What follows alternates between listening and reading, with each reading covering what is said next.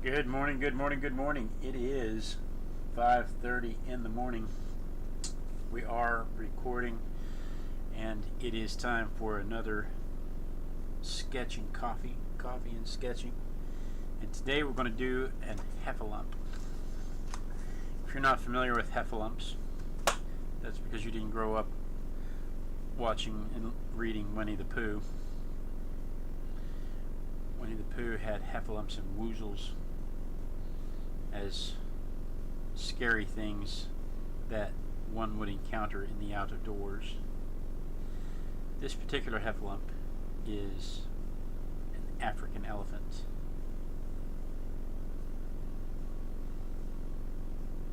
And you can tell that because he has great big ears. Claudia says that elephants are her favorite animal. They really are kind of mine too. I don't really have favorites. I don't do favorite things like that. I don't know. I'm just about anything. I don't have what one could consider a favorite anything. But I really do like heffalumps. Really do like elephants. When we go to the zoo, the elephants are my go-to that I have to see. And so I guess it could be said that they're my favorite animal.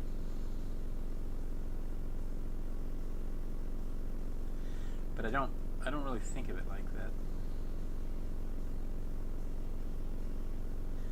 I'm very strange when it comes to stuff like that, because it's like, what's your favorite color?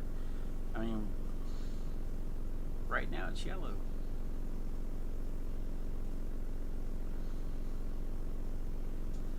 You know, ask me in 20 minutes. we may discover that it's something completely different.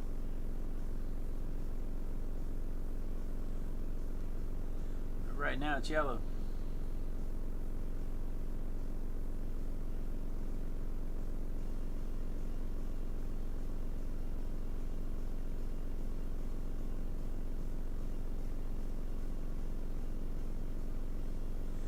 See what happens when you get into details too fast. I don't have a mask where everything's supposed to go, and so I'm drawing some stuff too small, and I'm drawing some stuff too big, and I don't have a good composition. I got into the details too soon. I wanted to get to that ear.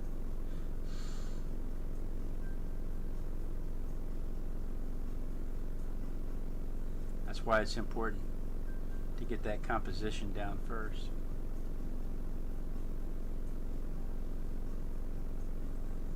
And I did not. I wanted to get to that ear. I was focused on the small brushes.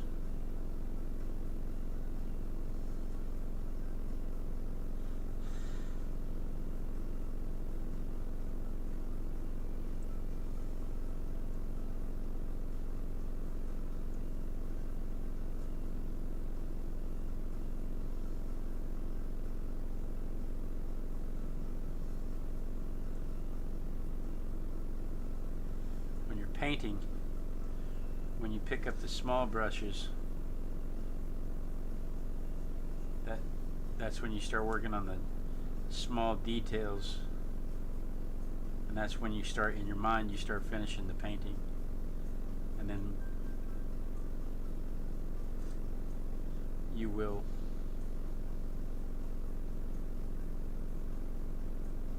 forget to go back and put in the rest of the painting,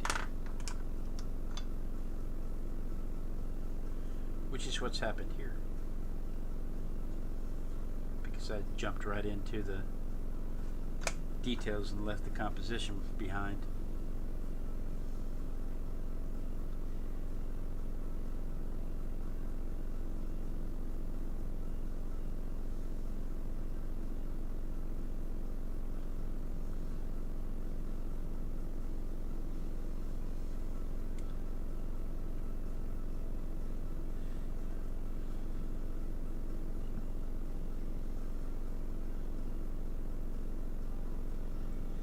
This is an African elephant.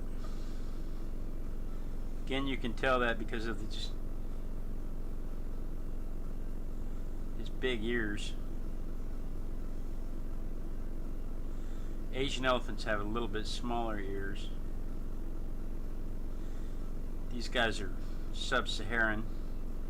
There are two kinds. There are the bush elephants and the jungle elephants.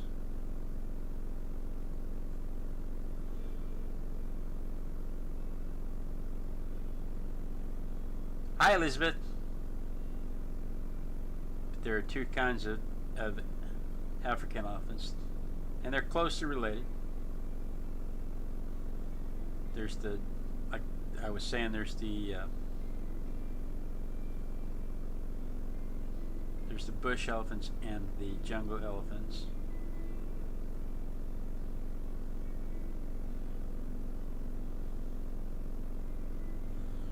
Both are endangered.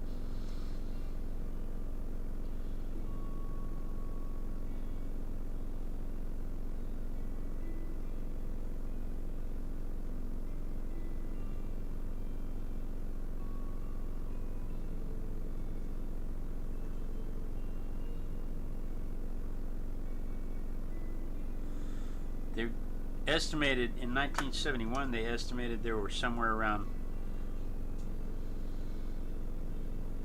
1.3 million elephants in sub-Saharan Africa. Now they're estimating somewhere around 400,000.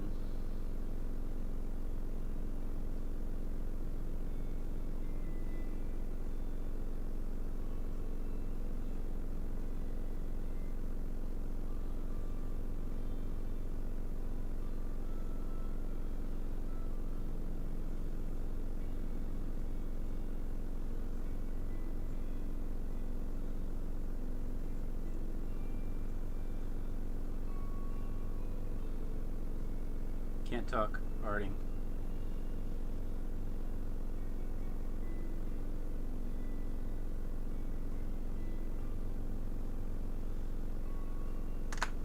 Alright, I gotta clean up some of those lines. I'm already confusing myself. So anyway, there's somewhere around 400,000 elephants left. And mostly they're killed off by poachers.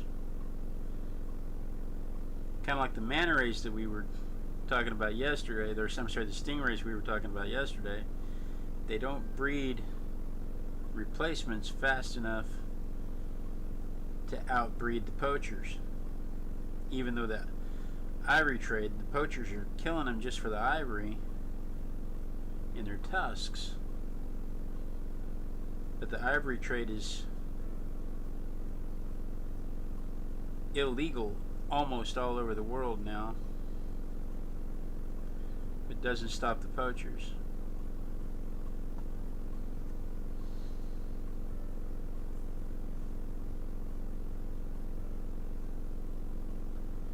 And the tusks are used for everything from decorations to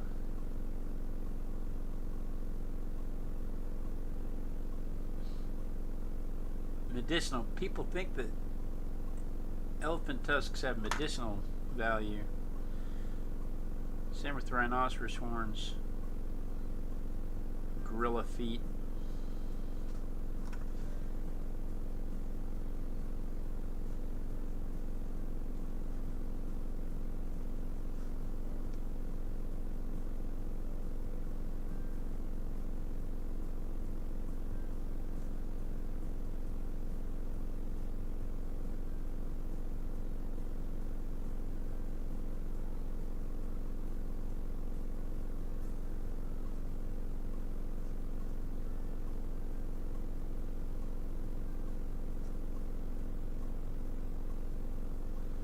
I think we're pretty close in the composition there.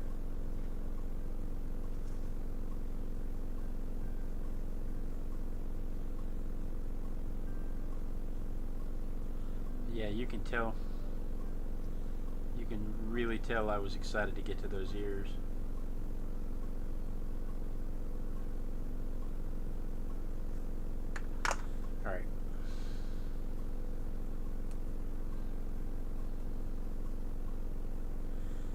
use their ears to cool themselves down. Got a lot of blood vessels in them.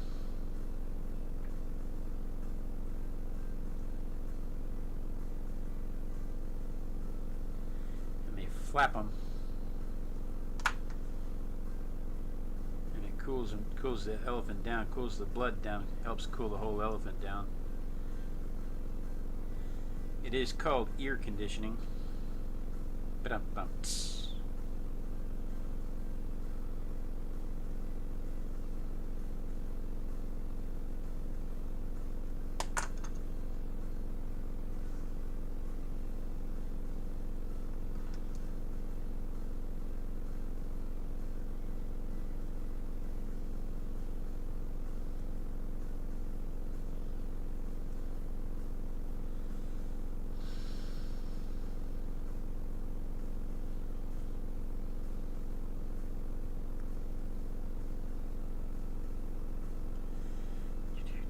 This line right here is giving me fits.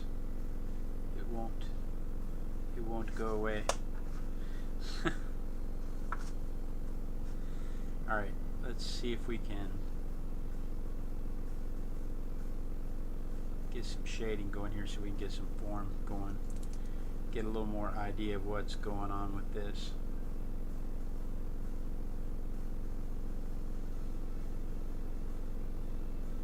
See what I mean? Jumped straight into that ear, didn't I?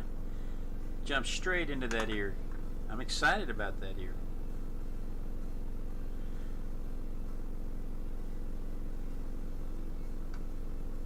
That's the part of the elephant that fascinates me the most.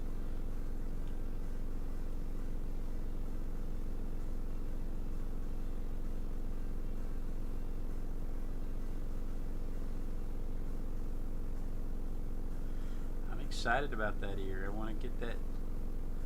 I want to get straight into it.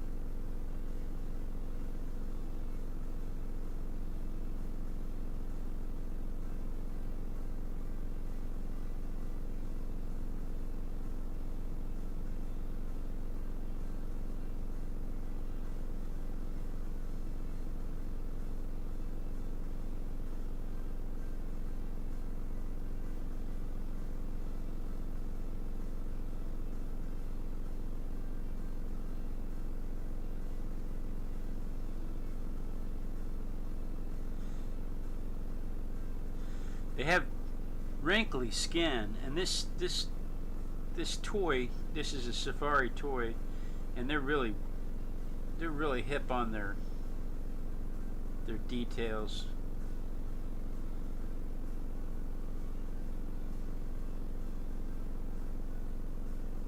But they have wrinkly skin, and you can see it in the toy, and it's cool, and it's a distraction at the same time, because part of me wants to just jump in there and start drawing details on the skin, but I know at this scale it would just show up as scribbling. It won't really show up. If I were to draw it bigger where I could get a lot of detail, I could add the wrinkles on the skin and it would make sense as wrinkles, but right now it will just show up as scribbles, and so I have to be careful not to go too far. But they have wrinkles on their skin because it takes too long to iron their skin every morning.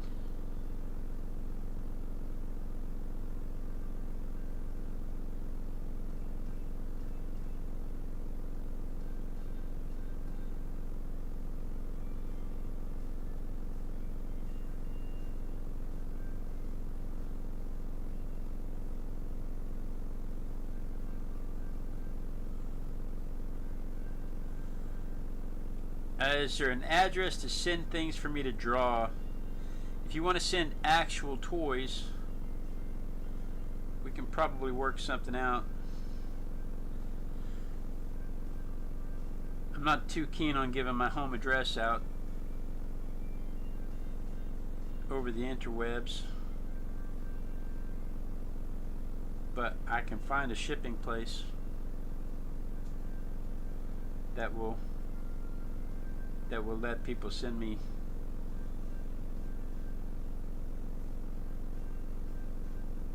Give me a couple of days to work on that, Claudia. I like that idea. Thank you. Give me a couple of days to work on that.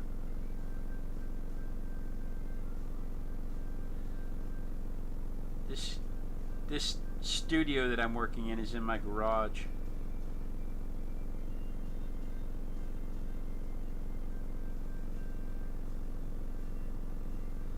And I can't really have stray women just showing up, so I have to be careful not to just give my address out. I'll have women outside throwing themselves at me.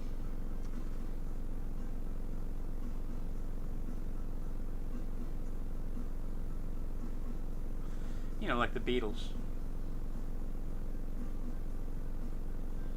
Spend all my time running trying to find disguises.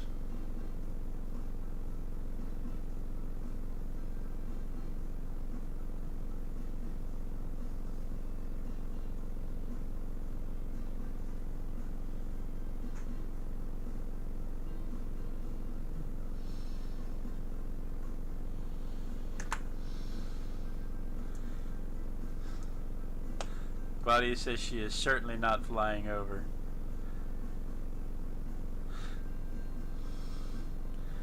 I can make a post box, but I don't have one yet. Elizabeth Saying says you could make a post box, but I haven't made one yet. So that's why I said give me a couple of days.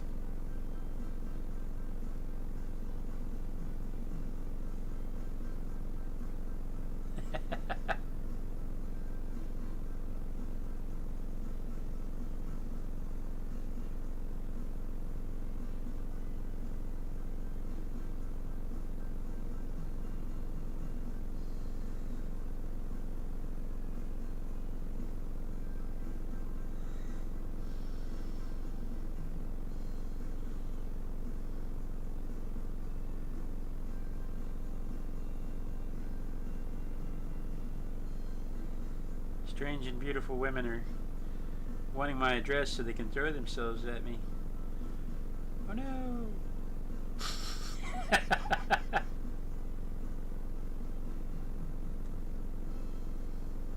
All right, let's clean up some of those lines. We got a lot of stray lines on here today.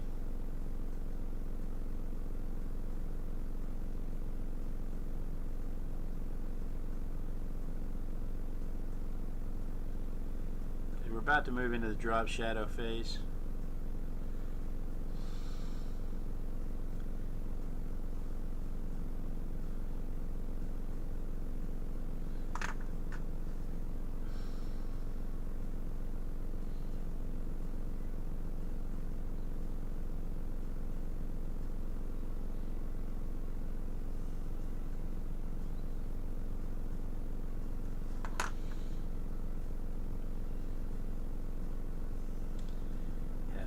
And woozles.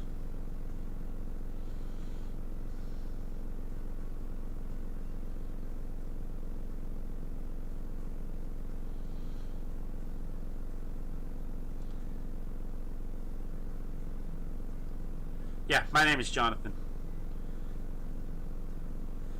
They're in the chat room asking.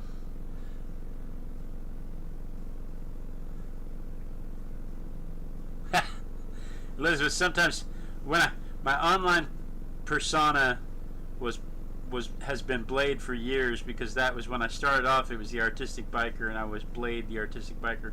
Blade was my nickname when I was 20 in the Army and in college.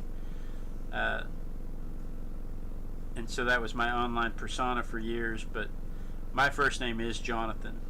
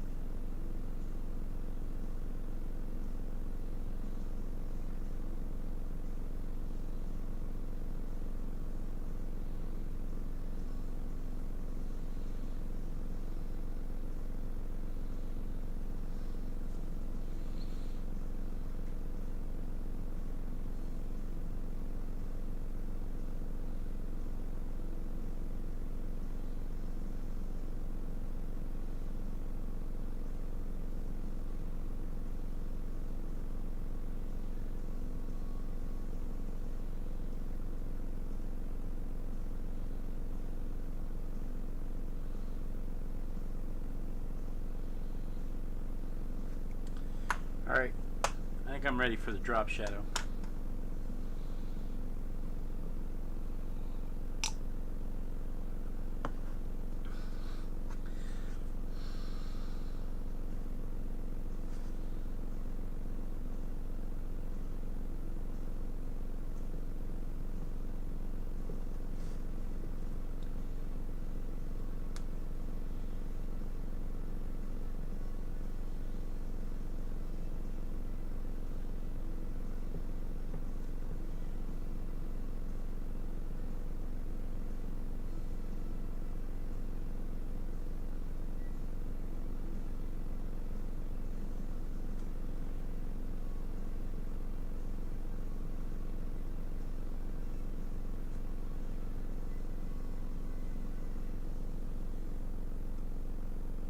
Yeah, see, you can tell something's off right there. That shadow should not be that long.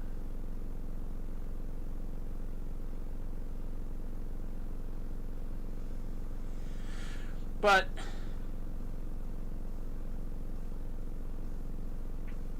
sometimes you just take what you can get.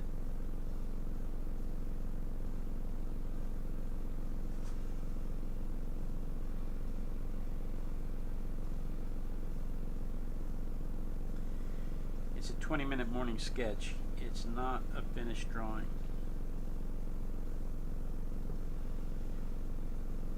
Sometimes you just have to remember that.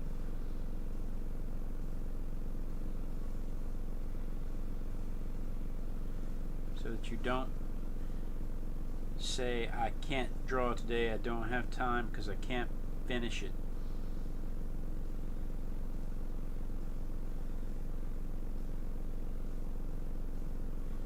We just do what we can and learn from it.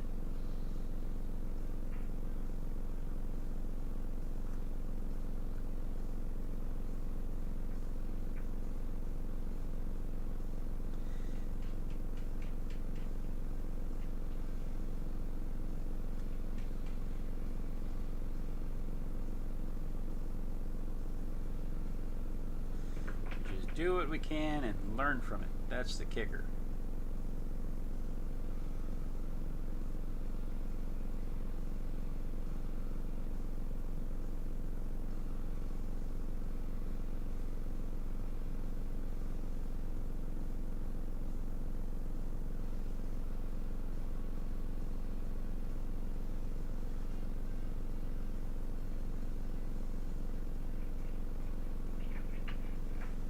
I think we're good. I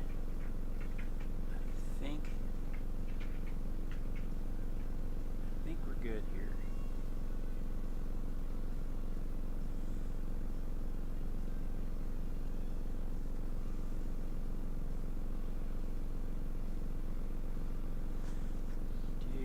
Do.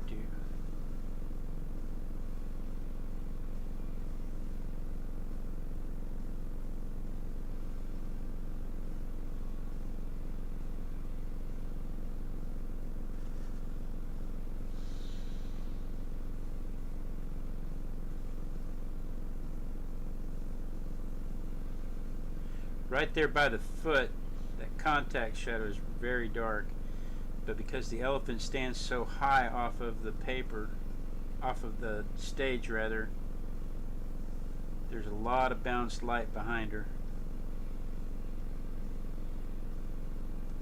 And so her shadow is darker right through here.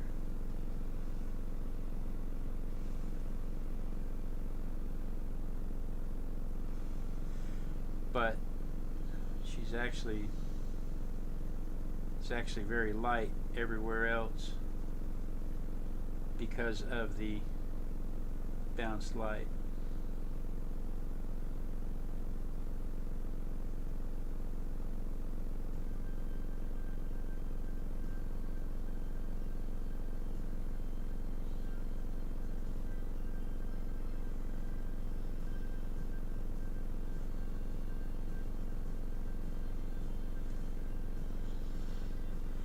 We lost this tusk. I got to put this tusk back. I'm calling her a her because she has the more lozenge shape tusks with the rounded tips versus the males that have the long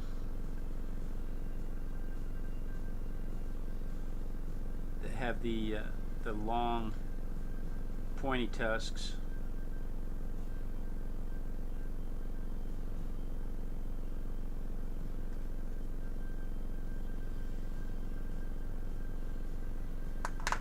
The elephants show a huge amount of sexual dimorphism, meaning they have a huge difference between the males and the females. They can stand anywhere from 8 foot to 13 foot high, and it's the bulls that are 13 foot, and it's the cows that are 8 foot high. And the tusks of the cows are lozenged shape, and the scientific name for them, which escapes me right now, but the scientific name for them actually refers to the lozenged shape, which is kind of a oblong shape. The scientific name actually refers to the lozenged shape of their tusks.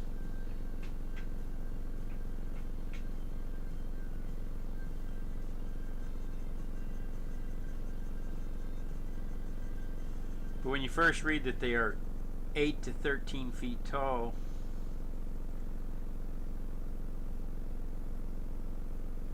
you're like, well, that's a pretty big range.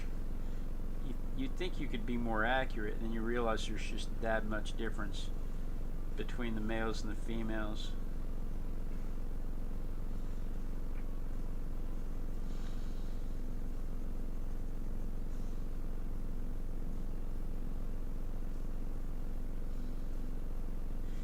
You know how to tell if an elephant is under your bed. Your nose will be touching the ceiling.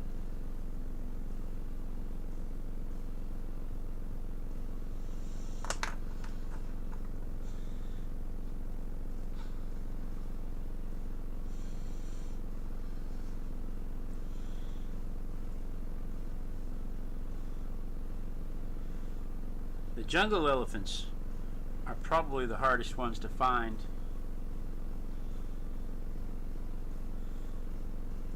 They'll just show up. You're traipsing along through the jungle, and all of a sudden here's an elephant. And you know, it'll be 5 or 6 of them because they travel in matriarchal herds with the young ones of several generations following around behind an older female that may have passed breeding age.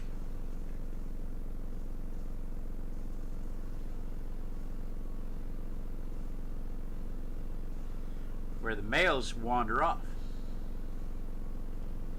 and they're kind of solitary. They, like human males, they're bachelors. They roam the area. They've got friends. It turns out they have other male elephant associates. They don't spend a whole lot of time hanging out with them. They just every once in a while they run into them, and they're mostly friendly. Unless they're competing for a mate, they're mostly friendly.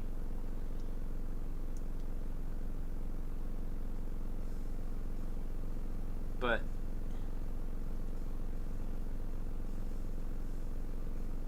mostly they're just traveling from herd to herd, trying to find females in estrus,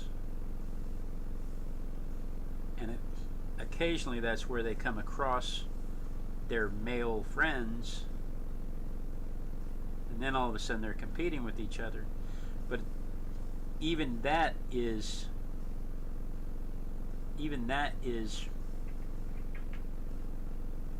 really conducted by the females. The females tell the males, convince the males to compete for them.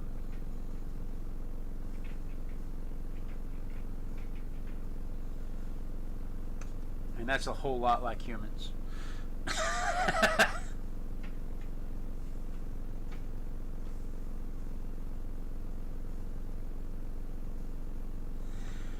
But the jungle elephants, back to what I was saying, the jungle elephants are the ones that are the hardest to find,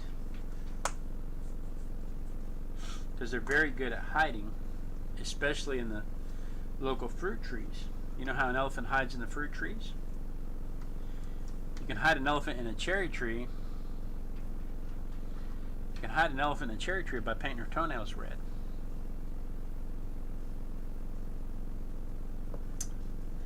Have you ever seen an elephant in a cherry tree? No, because it works.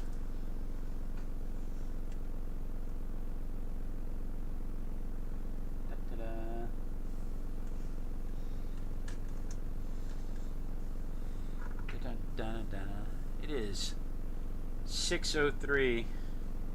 I'm calling it. You know what? I haven't put my date. I haven't signed it. It's mean. The females. She's talking about how mean it is for the females. It is, but that's how it works. The females are like, "Don't you want to fight for me? Aren't you? Don't you think I'm pretty?"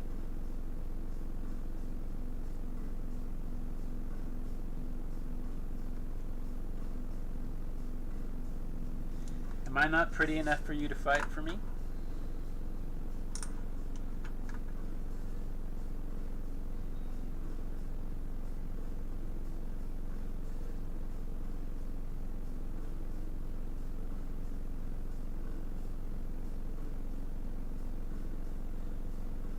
I had to try and get this at the angle I was when I drew it, so that you can see.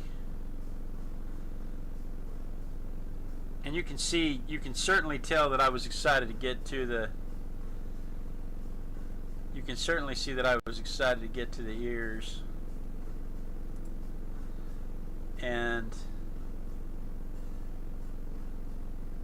you can see how that played with the composition. We can also do it this way. I guess we could do it this way. You can see how that played with the composition just a little. But it's fairly close. From my angle, I could see more of that back ear too. So this is probably, I don't know what would be a more accurate representation. For some reason, from my angle, I can see, I'm looking at the elephant from this way, but from all the pictures and everything, it's from this way. So anyway, the loxodona part, yeah, that's the loxodona part, is the part that says they're shaped like lozenges. I did, Claudia. I read that because whenever I pull one of these toys out, I spend the next several hours just studying those things. But I knew that meant lozenge. But keep in mind also, I have a degree in biology and chemistry, so this is the kind of stuff that I did pay a lot of attention to in college. Was the scientific names of different animals, especially my favorite animals. And whenever we would take the kids to the zoo, I would make the kids read the signs. So whenever we went to the zoo, you've got the placards there in front of the animals telling you about where they go, what their habitat's like, and their endangerment in the world, and why they're endangered. And so I could teach my kids, we're not buying ivory keys for our pianos. We're not buying rhinoceros dust to make us more virile. This is why these animals are endangered, is because of overhunting and because we're stripping their environment where they don't have room to live. So I would make them read the whole plaque, and so these are things like the Loxodona. That's the kind of stuff that I would read all the time. But guys, thank you so much for joining me. Oh wait, yeah, it's Greek. Most scientific names are Greek. Anyway, thank you so much for. I get distracted. Thank you so much for joining me. I look forward to this every day. We do this every day at 5:30 in the morning. So be sure and join us tomorrow. Same Artistic Biker time, same Artistic Biker channel. And we dance. We dance until somebody says they see me dancing.